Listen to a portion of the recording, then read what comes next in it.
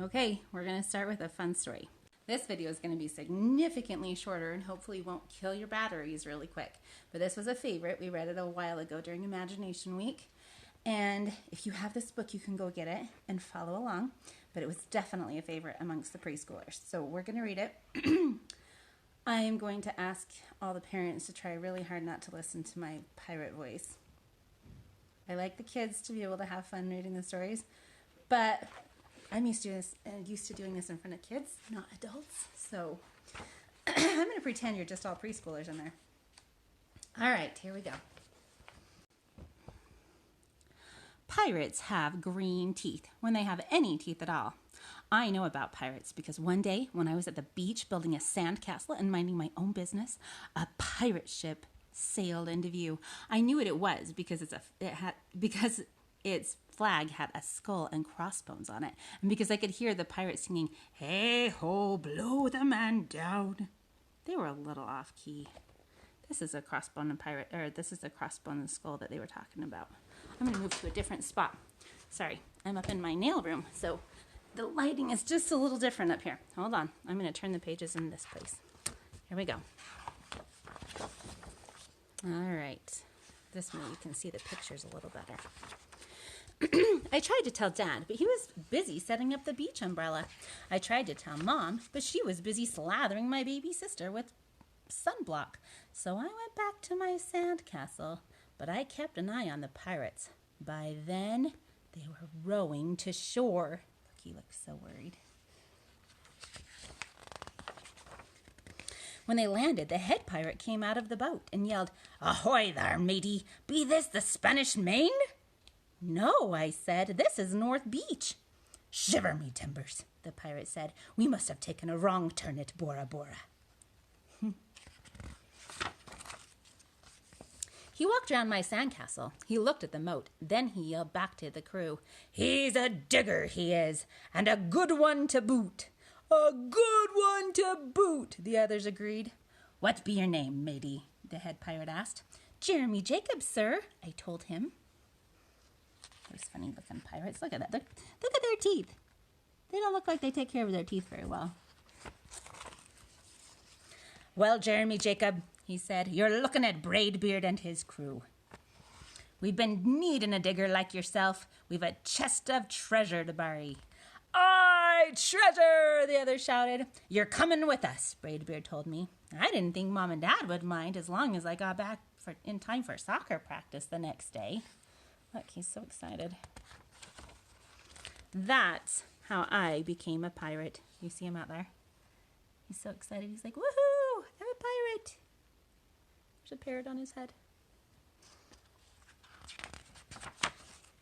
As soon as we were on board, Braidbeard showed me the chest of gold and jewels. "Got to find a safe place for this here treasure. It's time we were off," he announced. "We're off," we all shouted, and then we said sail. Look at those pirates. They don't even know which direction they're going. They're so funny. And he's having fun in the treasure, right? So fun.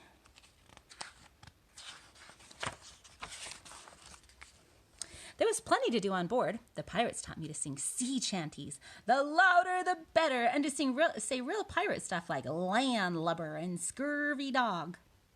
By dinner time, I could speak pirate perfectly. We also learned pirate manners. Braidbeard pounded his fist on the table and yelled, "Down the hatch, me laddies! Down the hatch!" we all shouted.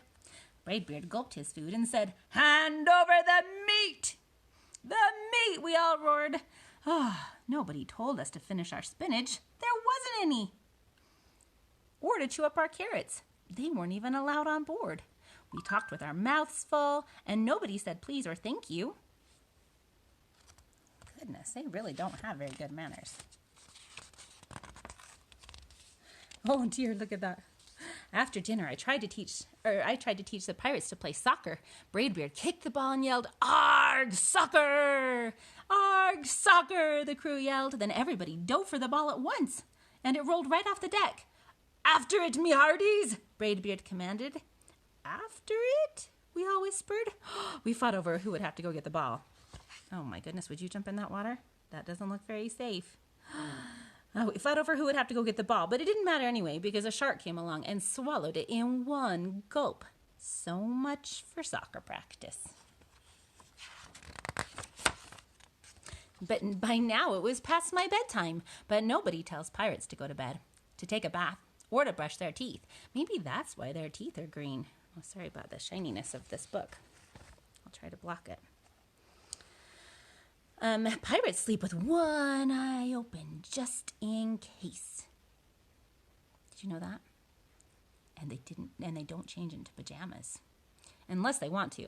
Pirates don't do anything they don't want to, except for maybe swabbing the decks. I wanted to be a pirate forever.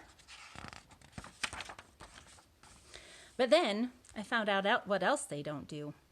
When I couldn't stay awake any longer, I asked Braidbeard to tuck me in and read me a story. "Tuck you in?" he bellowed. "Pirates don't tuck." "No tucking," the crew cried. And the only thing they had to read was a map. "Don't you have any books?" I asked. Braidbeard looked confused. "Books?" I didn't even bother to ask for a goodnight kiss. Oh, goodness, he does not look very happy. Look, he has one eye open just in case. It wasn't easy to fall asleep without a story. I was finally dozing off when the storm broke. The thunder boomed and lightning flashed. I tried to hide under the covers as waves slammed up against the ship, but I kept falling out of my hammock. I couldn't find anyone in the cabin. They were all on deck. "Lower the sails," Braidbeard shouted. "Batten down the hatches." Everyone ran around yelling and lowering and battening. Nobody had time to sit close and tell me it would be over soon. Nobody even noticed me. I decided that I didn't want to be a pirate after all. Sorry, friends. Oh my goodness, that looks pretty terrifying. Look, the waves are crashing into the ship. Oh my goodness, water everywhere. That would be really scary. Just then, flash, crash, crack. Lightning hit the mast and split it right down the middle. "What'll we do now?" yelled one of the pirates. "We'll have to turn back," called another. "But the treasure," hollered Braidbeard. "Where will we bury the treasure?" I stepped forward. "Maybe I can help," I shouted over the wind. "I think I know the perfect digging spot."